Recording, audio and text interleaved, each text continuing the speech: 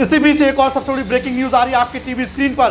पहलगाम आतंकियों के स्केच गलत साबित हुए, जांच में चौंक गया एनआईए। आपको बता दें कि पहलगाम आतंकियों के हमले को लेकर एनआईए ने जांच में बड़ा खुलासा किया है। जारी किए गए स्केच बिल्कुल गलत हैं। 22 अप्रैल को जम्मू कश्मीर के पहलगाम में हुए आतंकी हमले को लेकर जांच में एनआईए को बड़े सुराग मिले हैं। जांच एजेंसियों का कहना है कि इस घटना को अंजाम देने वाले तीनों आतंकी पाकिस्तान के रहने वाले बताए जा रहे हैं और साथ ही प्रतिबंधित आतंकी संगठन लश्कर-ए-तैयबा से जुड़े हुए थे। इसी के साथ ही 2 जम्मू कश्मीर नागरिकों ने इन्हें अपने घर में शरण दी थी।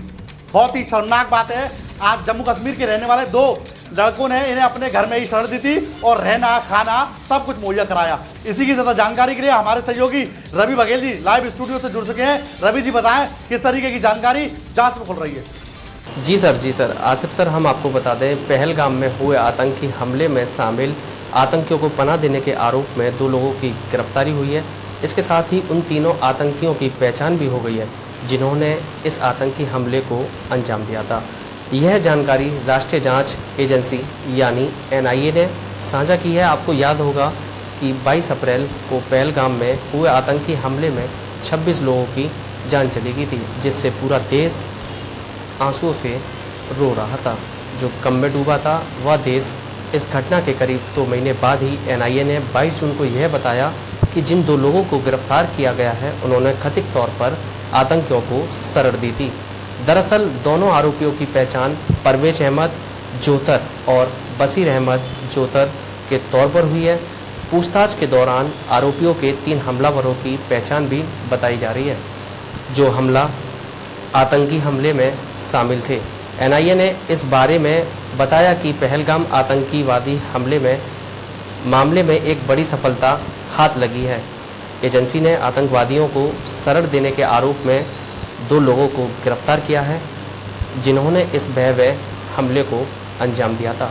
और एनआईए ने यह भी बताया आगे कि आरोपी परवेज पहलगाम के बटकोट का रहने वाला था, जबकि बशीर पहलगाम के हिल पार्क इलाके का रहने वाला था।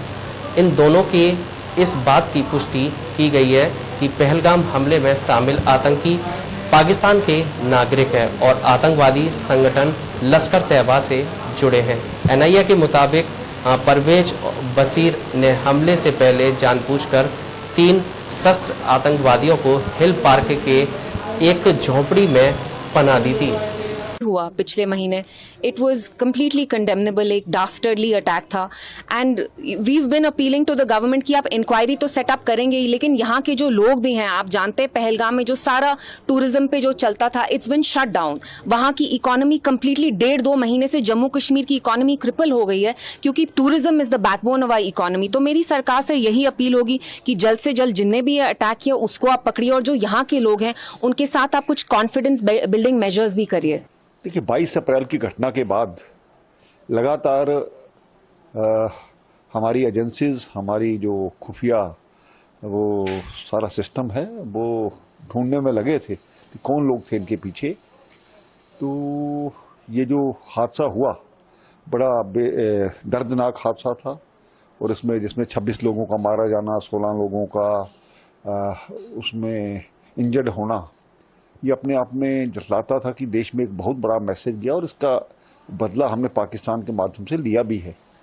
और आज एजेंसीज ने ये जो एनआईए ने बशीर अहमद और परवेज अहमद नाम के 2 लोगों को पकड़ा है जिन्होंने वो जो पाकिस्तानी आतंकवादी वहाँ पर आए थे अपने पास रखा, उनको शायद गाइड भी किया होगा। अब जांच के बाद बहुत सी बातें आएंगी, लेकिन सरकार भी इस पर बिल्कुल चिंता कर रही थी और आज आखिर इनके पकड़े जाने के बाद बहुत सी ऐसी बातें हैं जो कि निकल करके आएंगी और इससे किनके तार जुड़े हैं, कौन इनके साथ इनकी हेल्प कर रहा था, तो मुझे लगता है कि बहुत सी जो एक